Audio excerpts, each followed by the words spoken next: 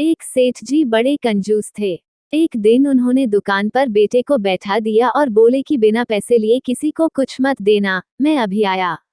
अकस्मात एक संत आए जो अलग अलग जगह से एक समय की भोजन सामग्री लेते थे। लड़के से कहा, बेटा जरा नमक दे दो। लड़के ने संत को डिब्बा खोलकर एक चम्मच नमक दिया। सेठ जी आए तो देखा कि डिब्बा खुला पड़ा था। सेठ जी ने कहा कि क्या बेचा? बेटा बोला, एक संत जो तालाब पर रहते हैं, उनको एक चम्मच नमक दिया था। सेठ का माथा ठनका। वो बोले, अरे मूर्ख, इसमें तो जहरीला पदार्थ है। अब सेठ जी भागकर संत के पास गए। तब तक संत भोजन बनाकर भगवान का भोग लगाकर खाने की थाली लेकर बैठ चुके थे। सेठ जी दूर से ही बोले, महाराज रुकिए, आप जो नमक लाए थे, नमक नहीं था बल्कि जहरीला पदार्थ था। कृपा करके आप ये भोजन न करें।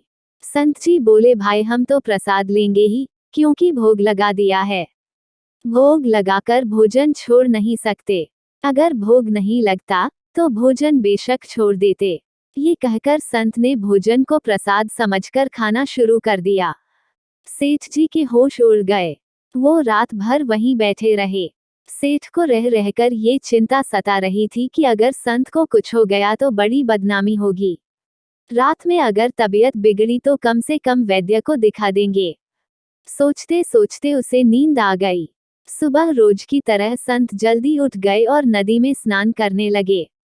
सेठ जी ने कहा, महाराज तबीयत तो ठीक है। संत बोले, भगवान की कृपा है। इसके बाद वे पूजा के लिए मंदिर चले गए। जैसे ही संत ने मंदिर का द्वार खोला तो देखा कि भगवान के श्री विग्रह के दो भाग हो गए हैं और शरीर काला पड़ गया है। ये देखते ही सेठ को सब समझ आ गया कि भक्त के अटल विश्वास को देखकर भगवान ने भोजन का जहर भोग के रूप में स्वयं ग्रहण कर लिया और भक्त को प्रसाद ग्रहण कराया। इसके बाद सेठ ने तुरंत घर जाकर बेटे को दुकान सौंप दी और स्वयं संत की शरण में आकर भगवान की भक्ति करने लगा।